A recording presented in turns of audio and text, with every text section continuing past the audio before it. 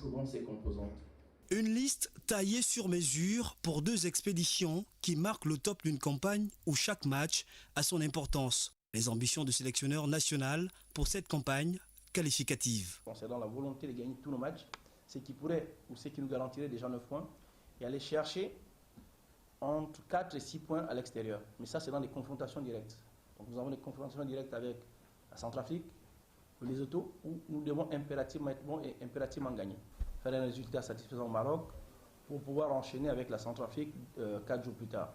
Donc c'est toujours très motivant de savoir que les débuts conditionnent la suite. Si on n'enregistre aucun changement côté gardien et dans l'ossature de l'équipe par rapport au dernier rassemblement, difficile de passer à côté des retours dans la tanière de Anthony Oyono, Michel Mboula, Jérémy Obounin et Serge Martinson Ngwali. Certains n'étaient pas convoqués au rassemblement de juin et celui de septembre.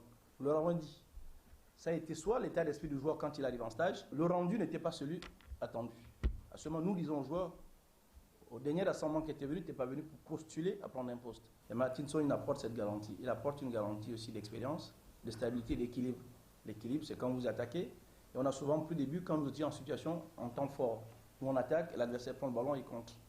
Là-dessus, Martinson a ses garanties et ses qualités. Donc il fallait faire des choix avec son expérience, son vécu. Et il faut comprendre que Martinson est l'un de rares qui n'a pas coupé.